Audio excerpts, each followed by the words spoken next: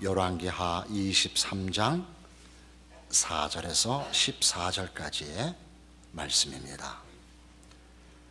왕이 대제사장 hil기야와 모든 부제사장들과 문을 지킨 자들에게 명령하여 바알과 아세라와 하늘의 일월 성신을 위하여 만든 모든 그릇들을 여호와의 성전에서 내다가 예루살렘 바깥 기드론 밭에서 불사르고 그것들의 지혜를 베들로 가져가게 하고 옛적에 유다 왕들이 세워서 유다 모든 성읍과 예루살렘 주위의 산당들에게 분향하며 우상을 섬기게 한 제사장들을 폐하며 또 바알과 해와 달과 별대와 하늘의 모든 별에게 분향하는 자들을 폐하고 또 여호와의 성전에서 아세라 상을 내다가 예루살렘 바깥 기드론 시내로 가져가 거기서 불사르고 빻아서 가루를 만들어 그 가루를 평민의 묘지에 뿌리고 또 여호와의 성전 가운데 남창의 집을 헐었으니 그곳은 여인의 아사라를 위하여 휘장을 짜는 처소였더라. 또 유다 각 성읍에서 모든 제사장을 불러오고 또 제사장이 분향하던 산당을 게바에서부터 브엘세바까지 더럽게 하고 또 성문의 상당들을 헐어버렸으니 이 산당들은 그 성읍의 지도자 여호수아의 대문 어귀 곧 성문 왼쪽에 있었더라. 산당들의 제사장들은 예루살렘 여호와의 제단에 올라가지 못하고 다만 그의 형제 중에서 무교병을 먹을 뿐이었더라. 왕이 또 흰놈의 아들 골짜기에 도벳을 더럽게 하여 어떤 사람도 몰록에게 드리기 위하여 자기의 자녀를 불러 지나가지 못하게 하고 또 유다 여러 왕이 태양을 위하여 드린 말들을 제하여 버렸으니 이 말들은 여호와의 성전으로 들어가는 곳의 근처 네시 나단멜렉의 집 곁에 있던 것이며 또 태양 수레를 불사르고 유다 여러 왕이 아하스의 다락 지방에 세운 제단들과 므낫세가 여호와의 성전 두 마당에 세운 제단들을 왕이 다 헐고 거기서 빠내려서 그것들의 가루를 기드론 시내에 쏟아버리고 또 예루살렘 앞 멸망의 산 오른쪽에 세운 산당들을 왕이 더럽게 하였으니 이는 옛적에 이스라엘 왕 솔로몬이 시돈 사람의 가증한 아스타롯과 모압 사람의 가증한 그무스와 암문 자손의 가증한 밀곰을 위하여 세웠던 것이며 왕이 또 석상을 깨뜨리며 아세라 목상들을 찢고 사람의 해골로 그곳에 채웠더라.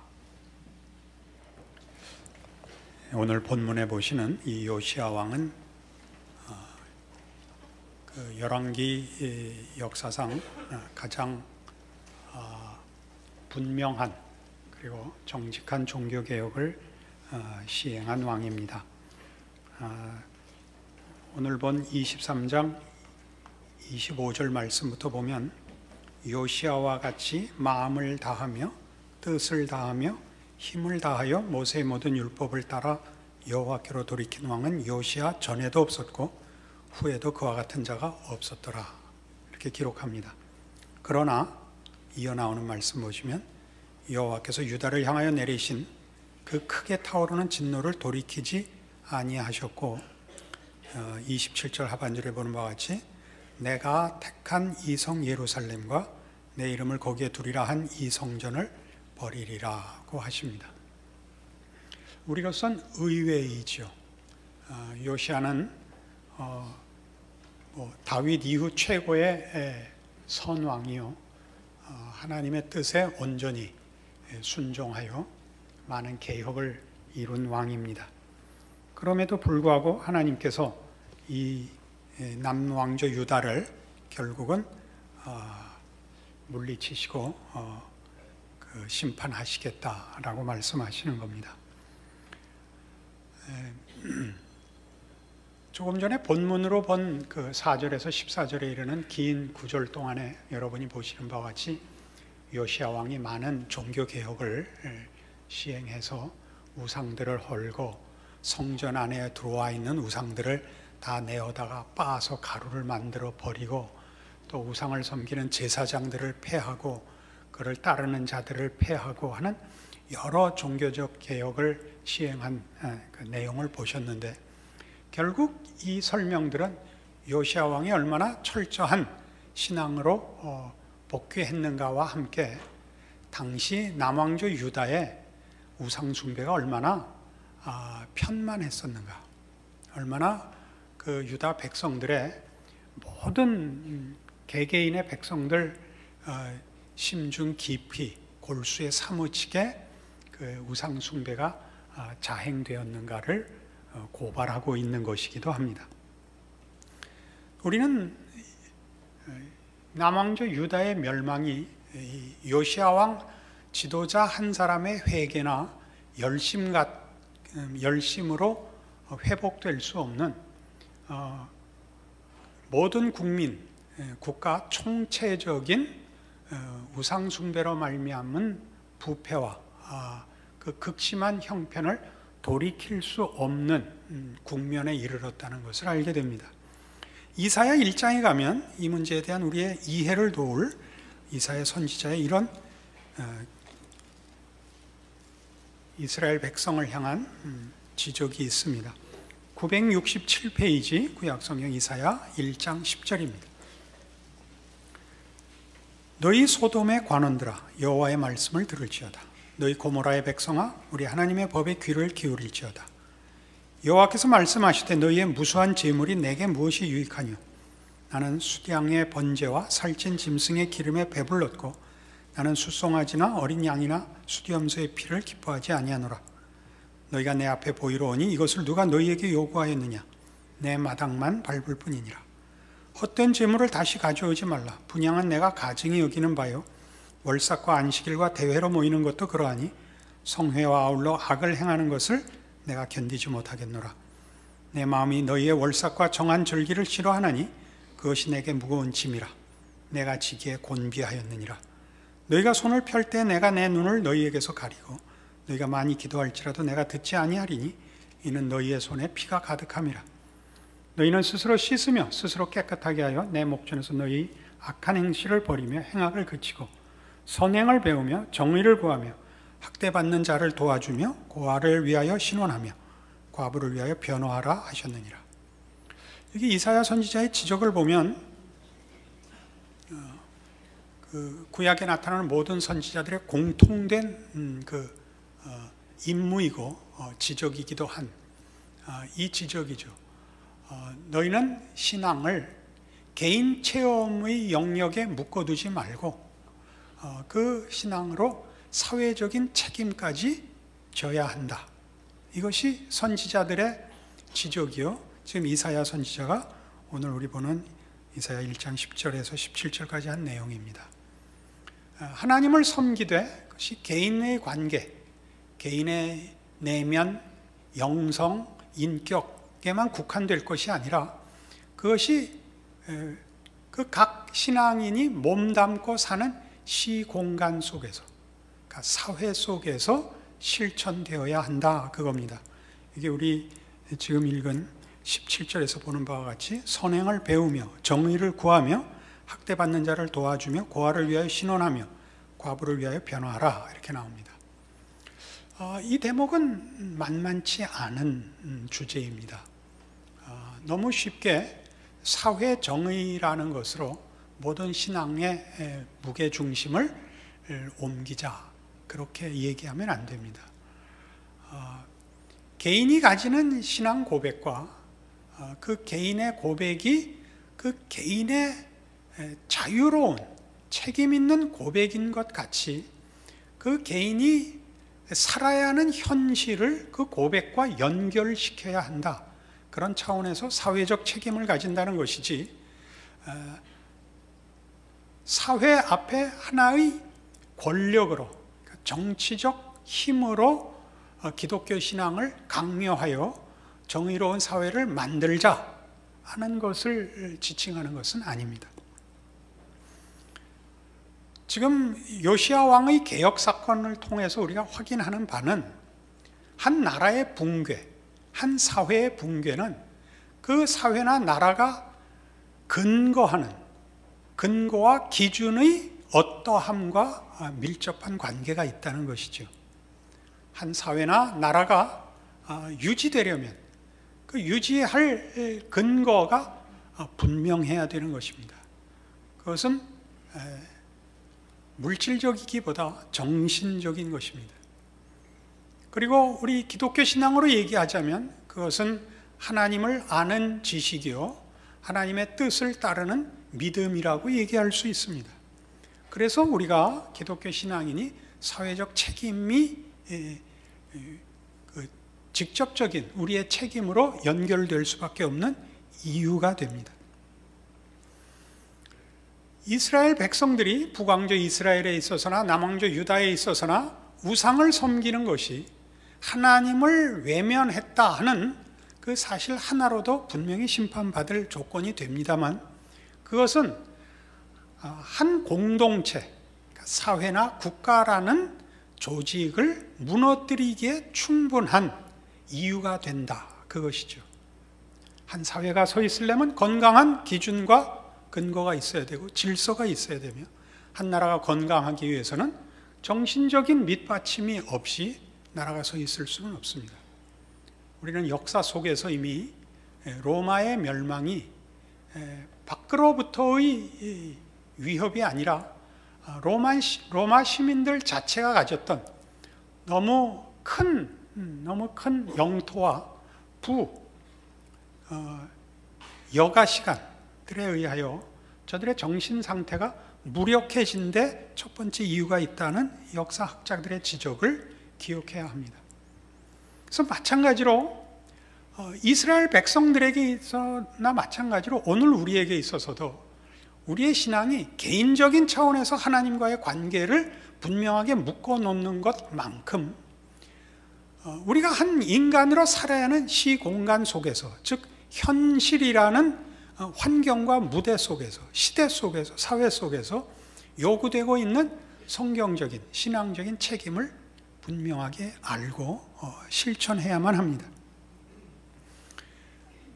지금 요시야 시대의 남왕조 유다가 멸망하는 데는 저들이 우상을 섬김으로 말미암아, 우상이란 다 자기 욕심을 채우는 수단으로 밖에는 가치가 없는 존재들이죠. 그것은 그걸 우상을 섬기는 영혼에게 진리와 생명을 가져다 주지 않습니다. 하나의 개인의 영혼을 위해서나 그들이 몸담고 살고 있는 사회를 건강하게 지탱시킬 아무런 힘도 갖고 있지 못합니다. 자연히 나라는, 그 사회는 파멸하고 붕괴될 수밖에 없습니다. 오늘 우리의 현대, 우리가 살고 있는 현 시점을 우리가 확인해 보아서 우리의 책임은 어떤가? 요시야 왕 시대의 남왕조 유다의 삶의 상황과 우리와 어떤 관계성이 있는가? 우리의 책임은 이 역사를 봄으로써 어떤 교훈을 얻는가? 이렇게 이어갈 작정입니다. 우리가 살고 있는 현대 사회, 이제 다 세계화돼서 어느 나라나 별 차별 없이 비슷한 문화적 또는 정신적 배경 속에 노출되어 있고 또는 영향을 받고 있는 것이 현대입니다.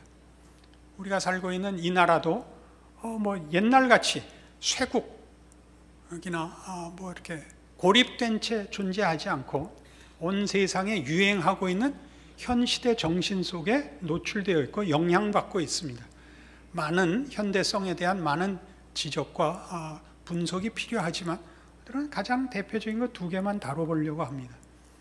우리가 살고 있는 시대가 어떤 영향 아래 있고 그래서 우리의 책임이 얼마나 큰가, 이것을 요시야와 그의 종교 개혁에도 불구하고 멸망할 수밖에 없었던 남왕조의 역사적 사건을 교훈적으로 돌아보면서 우리의 책임을 살펴보려고 하는 것입니다.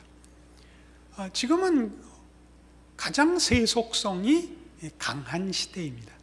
세속성이라는 것은 세상이 보이는 것으로 우리의 관심과 목적을 끌어당기는 그런 경향을 말합니다. 그런 세력이지요. 길게는 한 개인이 태어나서 죽을 때까지가 가장 중요하다고 우리를 위협하는 정신이고, 짧게는 매일매일의 삶 속에서 지금, 여기라는 순간성을 강조하는 정신입니다. 이 정신이 얼마나 강한지 우리는 목적을 이 세속성 때문에 놓치고 있다는 걸 느끼지 못합니다. 지금이 가장 시급하고 가장 중요한 때라서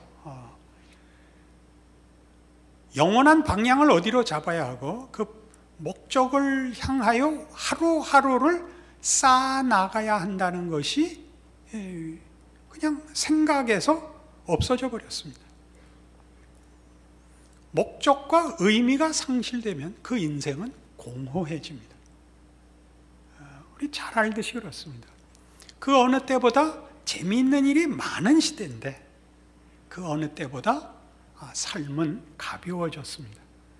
우리가 이 목적과 의미를 상실해서 공허해지면 우리 인생이 공허해지는 것으로 끝나는 것이 아니라 의미를 공허하게 만드는 것을 즐기게 됩니다.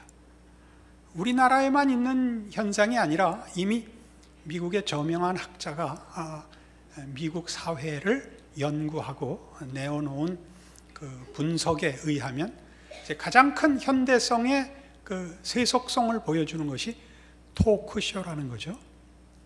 토크쇼라는 것은 처음에는 사회 저명 인사를 불러다가 그에게서 들을 만한, 배울 만한 점을 대담을 통해서 시청자에게 그 의미나 또는 중요한 교훈을 나누려고 시작을 했습니다. 그러나 곧 토크쇼는 재담이 되고 말았죠. 그리고 모두 나와 낄낄거리기 시작을 했습니다. 그래서 우리도 TV에 여러 프로가 있습니다. 다 낄낄거리는 겁니다. 아주 재미있고 그리고 아주 한심합니다. 잘 생각해 보십시오. 거기에는 누가 나와도 그 존재와 그 한 존재의 인생, 같이 나누는 내용 속에 진지할 구석이 없습니다. 진지할 여유를 주지 않습니다. 다 가볍고 쉽자고만 합니다. 누가 나와도 똑같습니다. 큰 손해를 보고 있다는 것 기억해야 합니다. 우린 진지함을 잃고 있습니다. 또 하나 있습니다.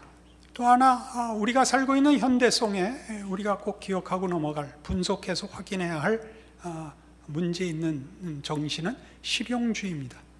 모든 것은 다 의미의 문제가 아니고 화폐 가치의 문제가 되고 말았습니다.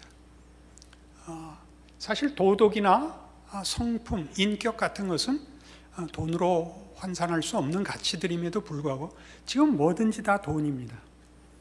그러자 뭐만 남았느냐 하면 운이 좋은 사람과 운이 나쁜 사람으로 모든 사람은 이분화되었습니다. 성공한 사람은 운이 좋은 사람이고 성공하지 못한 사람은 운이 없는 사람이지, 저 사람이 어떻게 노력했고 저 사람이 어떻게 성실했는가는 따지질 않게 됐습니다. 그러니까 다시 말하면 성공 못한 사람은 순진한 바보고 성공한 사람들은 교활한 사람이 됐죠. 성실이란 말을 갖다 붙일 수가 없게 됐습니다. 그래서 우리는 진지함과 성실함이라는 것을 빼앗기고 사는 시대에 우리가 속해 있습니다. 아마 그래서 그럴 겁니다. 기독교는 그 무엇보다도 진지함과 성실함이라는 것이 토대가 되는 데입니다. 하나님이 누구시냐로부터만 출발할 수 있습니다. 하나님의 진실하심, 창조주 되시며 하나님 되시며 심판자 되시는 하나님, 우리를 당신의 형상으로 만들어 당신의 뜻으로 요구하시는 하나님이라는 무엇과도 바꿀 수 없고 대체할 수 없고 외면할 수 없는 진지함, 진실한 진리라는 것이 외면되는 세상 속에 살다 보니까 우리가 세상 속에 들어가 진지함과 성실함을 놓고 사는 사람들과 정면으로 우리가 가진 진리와 생명이라는 것으로 싸우기보다 우리끼리 있을 때 말이 통하고 이해되는 사람끼리만 하는 신앙으로 우리가 스스로를 아마 외면한 것 같습니다. 그래서 한국 교회는 세계 교회사에 그 기록될 만한 부흥과 큰 성공을 거두었음에도 불구하고 사회적인 영향력과 책임에서는 대단히 미흡하다고 얘기할 수밖에 없습니다. 왜냐하면 우리는 신앙이 하나의 형태로 나타나고 명분으로 나타나는 일에는 그 어느 교회들보다, 어느 나라보다도 우리가 더 일을 잘하지만 삶의 현장에서 신자 노릇을 하느냐 하는 문제에 있어서는 우리는 거의 점수가 모자랍니다. 우리가 이렇게 주일날 모이고 개인이 기도하고 성경을 읽고 하는 것들로 그것이 나를 하나님의 자녀 되게 한 고백을 만들어내고 항복을 만들어내고 기꺼이 하나님의 목적하심과 약속하심에 내 인생과 나라는 존재를 맡겼다면 우리는 나라는 존재와 인생이 나의 삶의 터전의 모든 정황 속에서 하나님의 사람인 노릇을 해야 됩니다. 그 노릇을 우리는 하나의 기독교적 임무라는 어떤 형태가 되기를 원합니다. 여러 번 이 예를 들지만 신우회를 만드는 식입니다. 그렇게는 해도 동일한 믿는 자나 믿지 않는 자 모두에게 공통되게 요구되는 삶의 현장 속에서 그 삶을 이해하고 책임을 지고 극복하는 그 정신, 그 근거, 이해, 분석이 세상 사람들과 다른 신자로서의 모습을 보여주기 위하여 삶에 뛰어들고 삶을 짊어져야 하는 책임은 안 하고 있다고 봅니다. 우리는 마태복음 22장에서 어떤 율법사가 예수님께 나와 한 이 질문을 기억합니다. 계명 중에 어느 것이 제일 큽니까? 예수님께서 첫째는 내 마음을 다하고 뜻을 다하고 성품을 다하여 주 너의 하나님을 사랑하라 하셨으니 이것이 크고 첫째 되는 계명이요, 둘째는 이와 같으니 네 이웃을 내 몸같이 사랑하라 하셨으니 이 두 계명이 온 율법과 선지자의 강명이니라 라고 말씀하십니다. 그러니까 우리가 세상에 나가면 우리는 바로 이 하나님과 우리를 지으실 때 나만이 아니라 지금 아직 예수를 믿지 않는다 할지라도 모든 인간이 하나님의 형상대로 하나님이 지은 그의 사랑과 은혜의 대상이라는 존재의 가치를 인정하는 기준에서 우리가 사회에 나가 선다 그겁니다. 하나님의 명령을 따라 하나님이 지은 사람들과 대면하여 하나님의 뜻을 믿고 아는 자로서 살되 저 사람들을 적으로서 여기는 것이 아니라 우리의 현실과 마주쳐야 되는 모든 영혼 앞에 하나님이 나를 찾아오신 그 은혜와 능력과 목적으로 저 사람들을 대하고 우리 인생에 주어지는 모든 일들을 직면하고 책임진다. 이게 우리 몫입니다. 이게 사회적인 책임입니다. 그럼 세상이 보고합니다. 저 사람들은 무엇 때문에 저렇게 살까? 우리는 성공을 위해서, 결과를 위해서, 보상을 위해서 사는데 저 사람들은 그것보다 더 큰 이유가 있다. 우리와 다른 원리가 있다. 이걸 해내지 않으면 우리는 개인적으로 하나님 앞에 신자된 책임을 지는 것과 함께 하나님이 나를 불렀을 때 나를 부른 그 시대, 그 자리, 우리가 속한 사회와 국가라는 책임에서 우리는 하나님의 자녀 되기를 거부하는 불신앙의 죄를 짓는 것과 같다. 이렇게 성경이 지적하는 겁니다. 에베소서 5장과 6장에 가면 사도 바울 선생이 이 문제를 다룹니다. 기독교 신앙이라는 걸 얼마나 삶의 모든 영역에 적용해야 되는가 하면서 그 대원칙을 이렇게 가르치죠. 부부됨을 어떻게 지키는가? 부부됨은 서로 사랑하는 것인데 그 사랑은 어떤 사랑이냐 하면 남편은 아내 사랑하기를 그리스도께서 교회를 위하여 자기를 주신 사랑으로 이며 아내는 남편에게 복종하기를 그리스도께 복종하는 신자의 자세로입니다. 그러니까 부부는 개인이 가지는 열심이나 개인이 가지는 헌신이라는 최고의 정성을 가지고 부부를 하는 것이 아니라 하나님이 짝지어 주셨고 믿음으로 살라고 한 그리스도께서 교회를 사랑한 것 같이 그리스도 앞에 순종하는 교회 같이 믿음이라는 차원에서 부부됨을 지켜냅니다. 세상은 한 개인이 가질 수 있는 최고의 성의와 열정에 불과하니까 같이 살 마음들이 점점 없어집니다. 우리는 둘이 사실 사랑할 실력이 없습니다. 어쩌다 사랑하는 마음이 생기기도 하지만 아닌 때가 더 많고 왜 같이 살까까지 생각이 드는 것이 우리의 실력이니까 우리의 힘으로는 버텨내지 못합니다. 점점 결혼들을 안 하죠. 애는 물론 안 낳고 이걸 뭐 다 싸잡아서 뭐라 그러자는 것이 아닙니다. 어디에 우리의 정신을 사실은 잠식당하고 있는가 보십시오. 실용적인 문제죠. 애 기르는 거 보통 힘든 것이 아닙니다. 부부 생활하는 거 보통 힘든 것이 아닙니다. 혼자 살면 제일 편안합니다. 여러분들이 다 경험하시는 일입니다. 그러나 그거를 우리는 어떻게 가정을 지킨다고요? 우리는 믿음으로 지킵니다. 하나님이 그렇게 하라고 했으니 하나님이 좋은 결과를 주실 것이라고 믿고 오늘 우리에게 벅찬 짐을 집니다. 그것은 부모와 자식 간에도 요구되고 있습니다. 부모를 왜 공경해야 되느냐? 부모는 하나님의 대리자라는 것입니다. 부모가 부모답지 못한 사람 물론 많이 있습니다. 그러나 기본으로 그렇습니다. 부모를 공경하라는 10계명에도 들어있는 것입니다. 자식은 사랑해야 됩니다. 투자하시지 말고 자식에게서 어떤 보상을 받으려고 하시지 말고 사랑하십시오. 신앙입니다.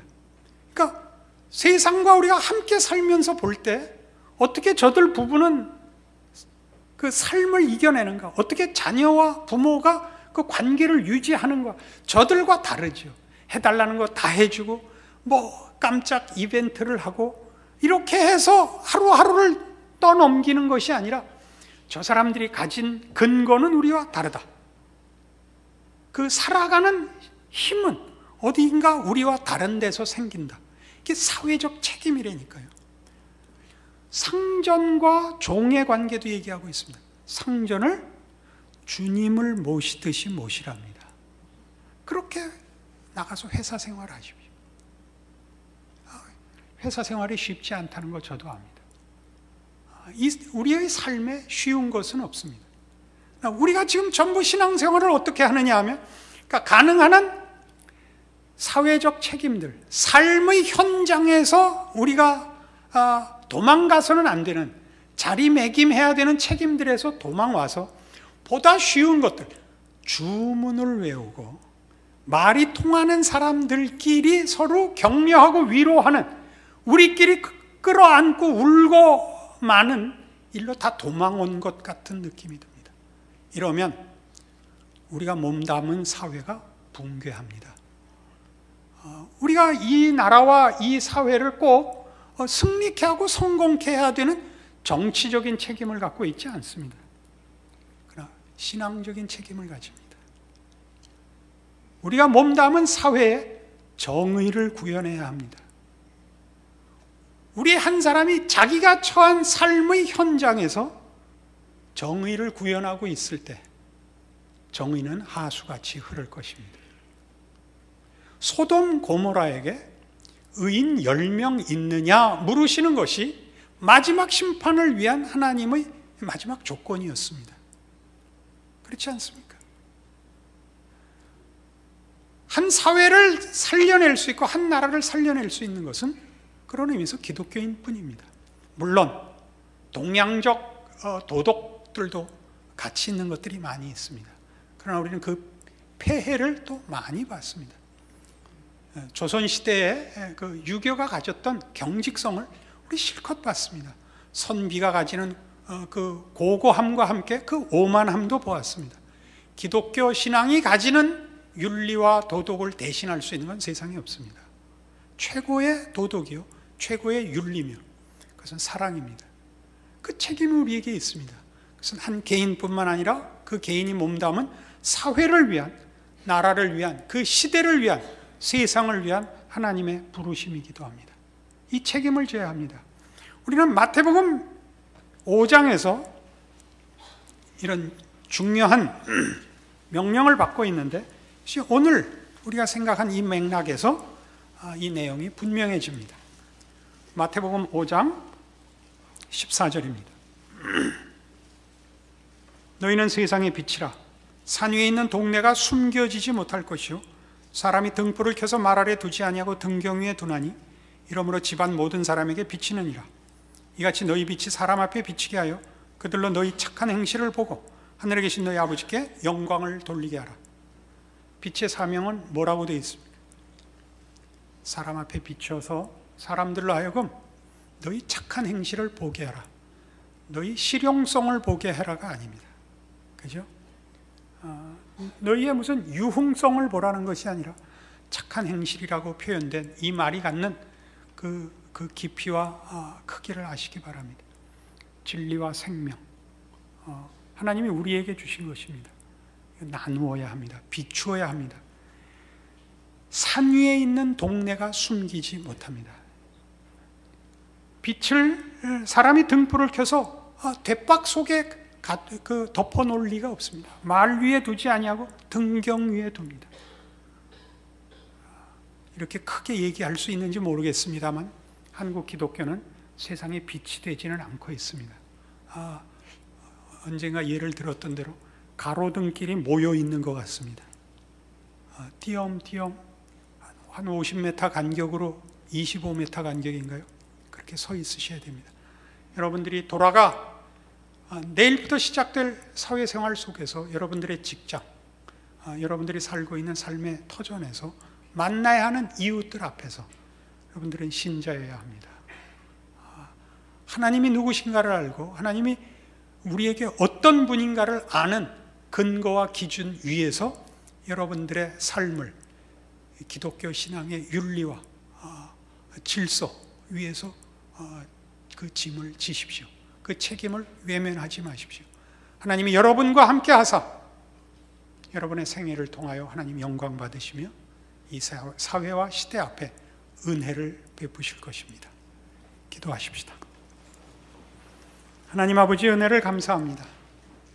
우리의 삶의 무게와 중요성을 확인합니다. 내가 믿고 고백하는 하나님이 이 시대와 우리가 몸담은 사회를 하나님의 나라로 부르고 있습니다. 우리의 빛된 사명과 소금된 책임을 감당함으로 하나님께서 우리와 우리의 생애를 통하여 이루시는 일과 나누시는 일과 받으시는 영광이 넘쳐나는 우리의 생애가 되기를 소원합니다. 우리의 눈을 밝히시고 오늘 말씀을 근거로 하여 더 많이 엎드려 기도하고 순종하게 하여 주시옵소서. 예수님 이름으로 기도합니다. 아멘.